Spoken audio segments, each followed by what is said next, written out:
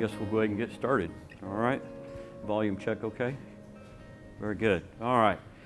Well, thanks for coming in. I know the first session right after lunch is always maybe a little tough, so I'll try to keep you awake. I'm not sure what kind of job I'll do with that. My name is Jeff Hodges. I'm the Grasslands Coordinator for the National Bobwhite Conservation Initiative. The National Bobwhite Conservation Initiative essentially is a recovery plan for bobwhite quail that was developed by the 25 state wildlife agencies within the core of bobwhite range. And one of the key strategies within that recovery plan is reconnecting cattle and quail. That's something that we've lost over time, so we are working to make that connection again. Most everything I talk about today is in this publication called Beef, Grass, and Bobwhites. And there's a web link there. I realize it's a really long web link, but get with me later. We'll get that to you if you're interested in it. This was recently done by our National Bobwhite Technical Committee. And this is full of all of the references that are in here. So if you really want to dig deep and see what we've got, it's in this publication. And by the way, I do have just a handful, literally a handful of these. So after we're done, if you'd like a copy, I'd be happy to get rid of those so I don't have to haul them home. So let's move on. Again, a little more context about what we're doing here, or what I'm talking about here today. What I'm talking about applies primarily to the eastern United States in areas of greater than 30 inches average annual rainfall, and particularly areas of greater than 40 inches average annual rainfall. And the reason I preface this talk with that is that the native warm season forages that we're talking about grow, are so vigorous in this rainfall region that become too thick for bobwhite. And there's been research that supports that over time, because of the productivity of these grasses, they become too thick for bobwhite quail. One of the other things is I want to talk about native warm season forages. And if anybody was in Dr. Kaiser's presentation earlier this morning, you've already seen these, but a quick review for those that might not be familiar with native forages. Why would you include a native forage into your grazing system? The drought resilience, extended grazing seasons, you can read that just as easily as I can. So I'm talking about native warm season forages, and I'm talking about greater than 30 inches of average annual rainfall. Why would we as bobwhite people want to focus on forage for the recovery of population? And as it says, it's a matter of scale. In the eastern United States, there's a little bit over 64 million acres of pasture and hay ground. And that is huge, particularly when you compare it to farm bill programs like CRP, the two different grass practices. CP1 introduced cool season grasses, and CP2 native warm season grasses. Those two together are just roughly 1 million acres. So it's a 64-fold increase in acreage that's out there. So the potential is really huge. And if we look at even a 10% conversion, that's 6.4 million acres, right? Simple math, 64 million, 10%. One of the interesting things is, and Kyle's here in the room, Kyle Brazel in his doctoral dissertation did some modeling of some animal performance data where they looked at introducing switchgrass, one of these native warm season forages, into a complementary grazing system with tall fescue, and the modeling data showed that 30% of that tall fescue system converted to switchgrass would optimize the profitability for the landowner. So that 30% might actually be even a better target for us to shoot at. So now we're talking about 19 million acres if we'd happen to hit that 30% target. So now I hope you're starting to see why somebody interested in bobwhite recovery is interested in influencing pasture land. Grazing is necessary, and there might be a little bit of argument there from some people whether grazing is necessary or not, but as you recall just a couple of minutes ago, I stated that if these grasses in this 30 to 40 inch and greater rainfall region over time get too thick for bobwhite, and they have to have some sort of disturbance. So what are your options? Prescribed burning, disking, herbicide or grazing. Prescribed burning, disking, and herbicide are all management intensive practices. They cost money to do. There's input involved in that, and then there's no financial return from that. Whereas grazing is an extensive practice, and yes, there's financial input required, but there is an opportunity. It's a commodity that you can generate some income with. So grazing is one of those tools in the wildlife manager's toolbox that has not been used very much in the past, that we are hoping to encourage and get more people involved in doing. Now, to help illustrate this point as to whether grazing is necessary or not, and this is from a quail study that was recently concluded in Missouri by the Missouri Department of Conservation. And this image right here, 2014, this pasture up here, there was no grazing. The dots on here represent quail locations. They had quail radio collared, so they knew where these quail were by using the radio tracking devices. The following year, they grazed that pasture, and now look what's happened with the quail. They're moving into the pasture where it's being grazed. They avoided it when it wasn't being grazed, and once they began grazing it, they started using it. So that's one of the reasons that we say grazing is necessary, is that disturbance tool. You're not going to get everybody to burn. Not everybody's going to want to invest the money in the herbicide or the disking, so we think grazing is a really good answer to bobwhite management. Here's another illustration of the response to bobwhite management. This is from a study taking place in Kentucky. I think this is still underway, Pat. Doug Mitchell, and Doug was going to be here. I don't know if he's here or will he be here. I thought he had a poster scheduled. Anyway, that's kind of beside the point. But what I wanted to illustrate here, this side of the road kind of split in the middle. This is all native warm season pasture and hay fields. This side of the road are all tall fescue pastures. Once again, the dots represent quail locations. Where are all the quail? They're over here in these native forages that are being grazed and or in some cases hayed. So again, we're looking at how bobwhite respond. Now, you know, as a wildlife professional, a lot of times we kind of badmouth fescue. I mean, that's no secret. Wildlife professionals do that all the time. But the fact of the matter is, it's a good forage when it's used in the right application, in the right situation, but it's not a good wildlife plant. It's just not a good wildlife plant. So even if we were to come over here and do some management, we don't get the response because the structural characteristics that bobwhite are interested in are not created in that situation. Tall fescue is a sod-forming grass. We don't get that clump structure. We don't get bare ground. We don't get the vegetative height. Just because of management technique, your canopy height on a cool season grass is going to be a lot shorter than it is on a warm season grass. So we just don't have the cover in the cool season grasses. Again, while we're focusing on native warm season grasses. Now, what is appropriate native grass management? I don't know if you covered this morning or not, Dr. Kaiser, but just quick review, or for those that weren't in there, we're looking at basically between 14 inches and about 32 inches, and as Dr. Kaiser simplified that whole process, is between the top of your boot and your hip. You're going to manage your native grass forage height somewhere in that range between the top of your boot and your hip. You don't want to go lower than that for physiological reasons within the grass plant, and you don't want to go lower than that for structural reasons for bobwhite. So that's just kind of the general rule of thumb.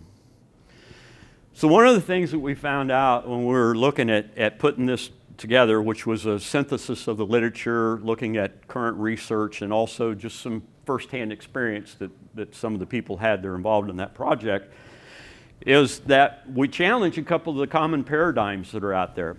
Any of you that might have CRP or some other form of a native grass planting that's in a federal program, and a lot of the state programs, they exclude nesting during the primary nesting season.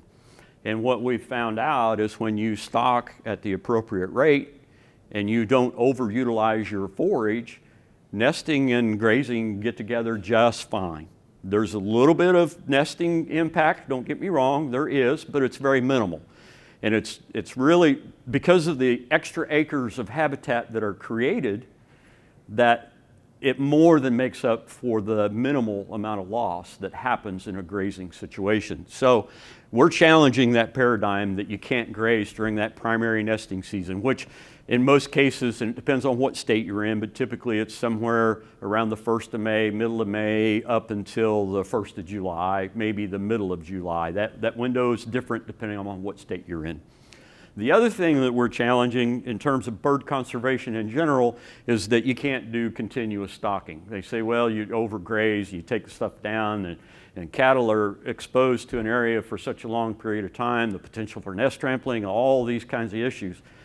Well, that literature doesn't really support it, and the fact is when you look on both of these cases, when you dive into the details of the research that supports not grazing here or doing a rotational grazing system, is that there's flaws in how it was done, and there's reasons that it didn't work out. Again, if we go back to stocking at the appropriate rate and using forage at the appropriate level, not overgrazing that, those are very compatible practices with bobwhite management. The other thing that I might add with continuous stocking is that because it's simple, it's more likely to be accepted by more producers than a more complex rotational or intensive rotational system.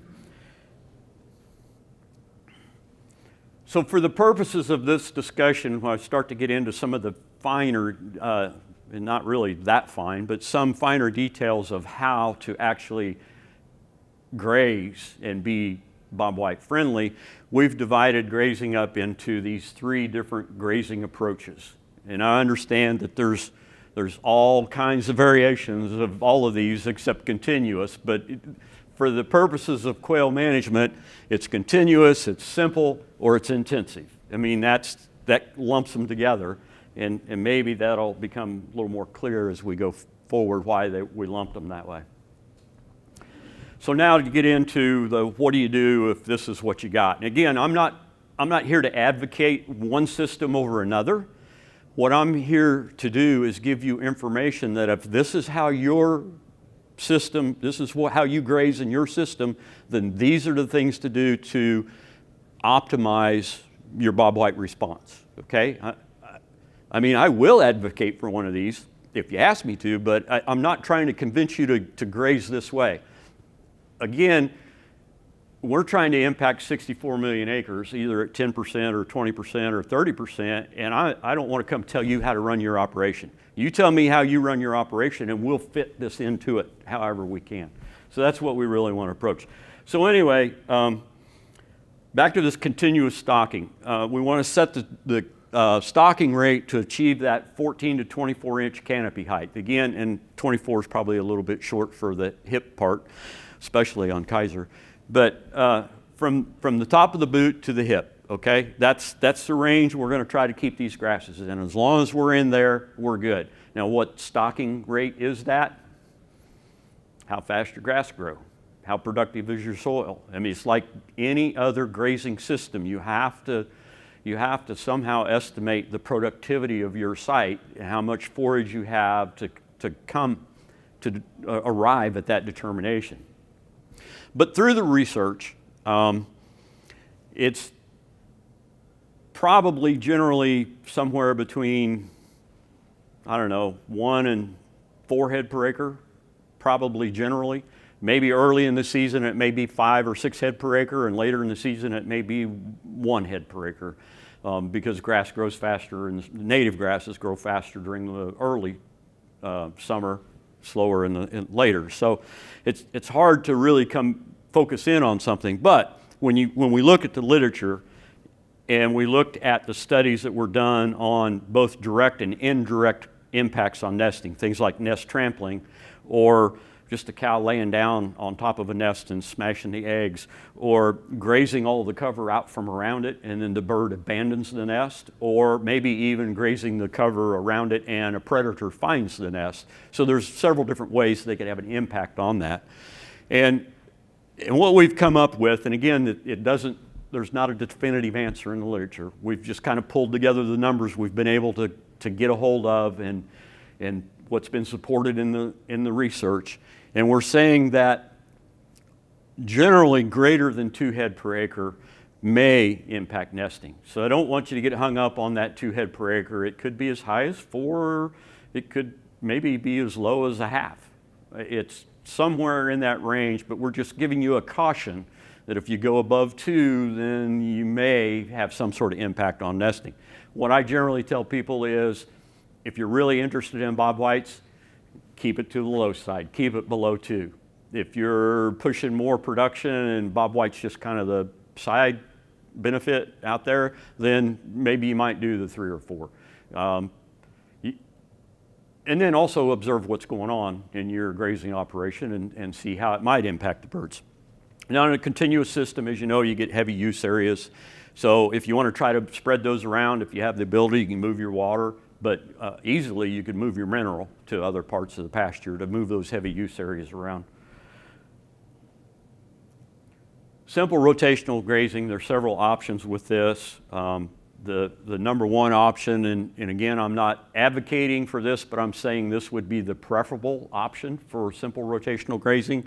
Again, we're going to set stocking rate to maintain that 14 to 24 inch canopy height, and then just rotate through our pastures to manage that. That stocking density to maintain that height is going to be around that 2 head per acre, and based on everything we've been able to get out of the literature, that's not going to have a major impact on nesting. So that's probably one of the better approaches. That way, also, the length of time they're in a paddock would be less important than if we're grazing more intensively. The other thing to do is annually, if you start in this paddock in year 1 and you rotate through those paddocks, then year 2 you might start in this one, and then year 3 up here, and year 4. Move your starting paddock around every year so you could create this greater heterogeneity within the paddock and also throughout the paddocks. So the options 2 and 3 are, as you might have been able to guess, one of those, just set aside a paddock and don't graze it. And leave that area totally undisturbed. Well, there's a couple of problems there. One is we've already talked about rainfall and things getting too thick, but maybe that's going to work for you. Or if it's not bobwhite, it's Henslow sparrow or eastern meadowlark or something else, then it might be perfect for them. So there's different ways to do that. Then the other option would be to set up your rotations so that they're long enough that nesting can take place before a paddock is grazed, or nesting can take place after a paddock is grazed. Again, that's a little bit problematic because the nesting cycle for bobwhite is 47 days.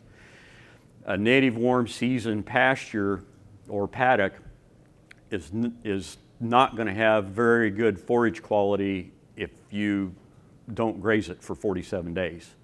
So as a producer, you're probably going to have to sacrifice. You're just going to have to understand that I'm sacrificing something in order to implement that system. And same way on the set-aside. You're going to reduce your carrying capacity on a set-aside by setting that out of the rotation, by excluding it. So intensive rotational stocking. This one gets into a little more complexity.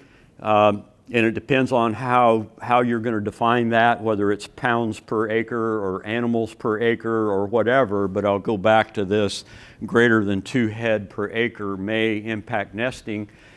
That's kind of a gray area. We don't know exactly where that line is, but pretty assuredly if you're at 10 or 12 head per acre, chances are if there's a nest in that paddock at the time those cattle are in there, they're going to destroy that nest. The probability is really high. I'm not saying they will destroy it, but it's a probability factor. So that's something that you need to keep in mind. So how we would approach that, again, have a set-aside paddock, same problems as the other one, in terms of of that one paddock maybe getting too thick before you get to it. That 47-day nesting cycle still creates the same problems under this system. But you would want to still maintain your 12 to 24 inch canopy height. This intensive rotational grazing on native grasses doesn't mean you grub it to the ground. It means maintaining this 12 to 24. You could probably get away with a little bit shorter if you've got some lengthy rest periods before you come back to it. I mean, that would be something that you could consider, but not necessarily. Rotate through your paddocks sequentially so that you're you're creating an ever increasing area of undisturbed area. So if by chance that quail hen's biological need to initiate a nest happens to be on the day after the paddock is vacated, they might have a chance to actually bring off a nest. Now, the other side of this is this may provide really good brood habitat. Those paddocks that have been grazed, as they're abandoned, as they're moved on to the next one in the sequence, might be some really good brood habitat. There's no research in this arena, so we just really don't know.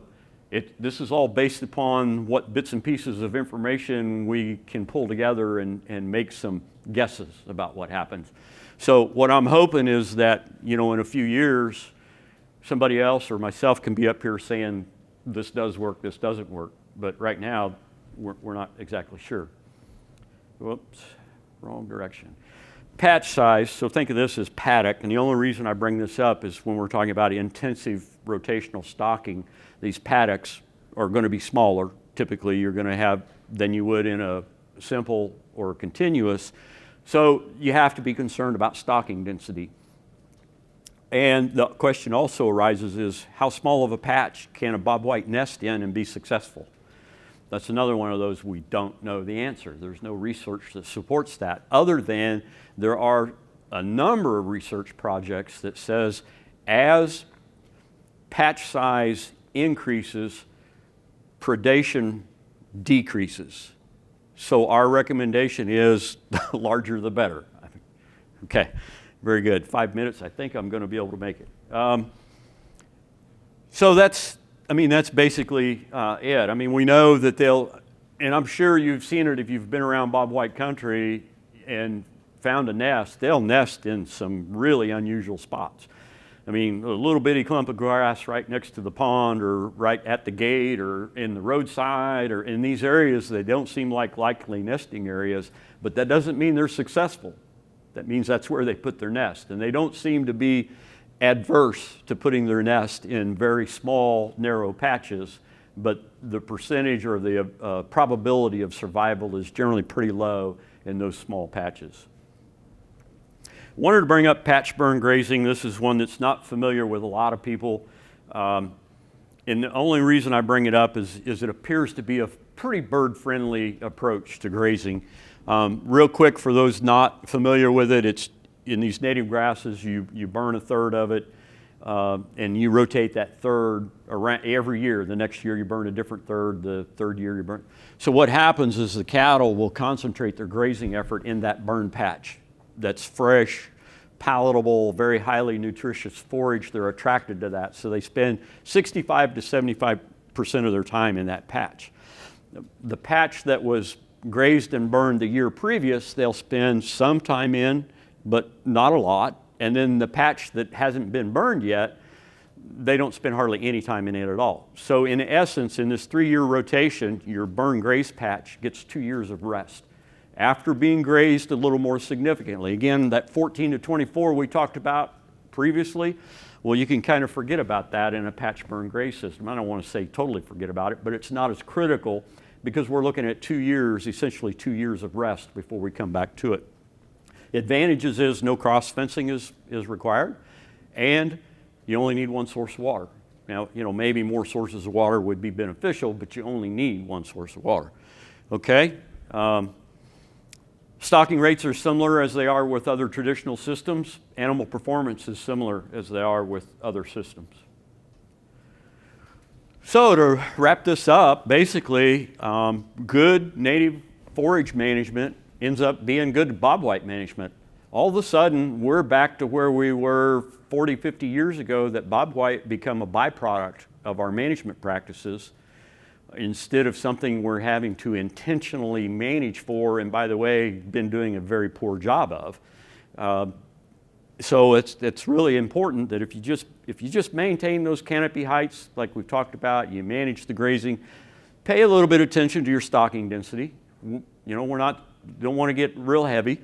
Another thing that came really evident through looking through all of the literature to put this together, and all the grazing and bird studies out there, it really became apparent that stocking density and forage utilization were more important drivers of habitat quality than the grazing system itself. So it didn't matter if it was continuous or switchback or for pasture, or if it was merrill, or if it was any one of the variations of savory. None of that mattered as much as stocking density and forage utilization. Those were the two things. It's all about structure. It's all about maintaining the structure. So however you get to that, doesn't really matter. As long as you got the structure, you're going to have bobwhite habitat. Grazing during the nesting season and continuous stocking, when done at the appropriate rate and the appropriate forage utilization, are not a major conflict to nesting bobwhite. In fact, I would argue, and I think Kyle and Pat would both argue with me, that it's necessary during that time of year. We have that potential for landscape level impact. 64 million acres, if we could get 10%, 6.4 million acres. That's roughly 3 times more than CRP grass practices in the eastern United States. That's landscape level impact. Then if you want to optimize bobwhite response, and we didn't get into any of this because it kind of gets into finer details, but you need to keep in mind your landscape context. And basically that says put your native grasses closer together rather than further apart. The closer together they are, the more opportunity for interaction between pastures there is. Cluster your practices. Be concerned about forested cover within 820 feet. There's some research in there about that. That's all in the book. So I'll just stop there. Looks like I'm about out of time. Maybe time for a question or two? Or are we out? Hold till the end. The next presentation is actually a video, and you have that. And so we'll go ahead and stay on schedule, save people that are moving. Got a question? Yes. When you talk about patch size, let's say you were willing during nesting season to do like a temporary hot line around an area that Yeah. would qualify. Mm-hmm. Like, you know, like on our place, we've got an internal road. It's like, could I do something like 20 foot wide, 30 foot wide, as long as the road is, because that's the easy ergonomics for me to kind of fence off. Like patch size, like ballpark, like what are we talking about to fence off and keep cattle out? The larger the better. I'm seriously, we just don't know. Yeah. When we look at the literature, there's nothing that says this is the minimum that you need for successful nesting. What we do know is smaller patches are more subject to predation. Long linear patches are also more subject to predation because it's that distance from the center out to wherever that edge is going to be a travel corridor for a predator. And the wider that is, the better. Now, would I say don't do that? No. I mean, if you're really interested in quail production, I'd say try. So like a corner of a paddock would be better than a rectangular strip along. If it's a long linear rectangular, then probably so. Yep. But again, and I didn't get into it, that forested context. If it's a corner and it's got a heavy woods on 2 sides of the triangle, then that's probably not going to be much better either. But it's more than what we have out there, and if there's a chance that nest might survive, it's better than not having even a chance for that nest to survive.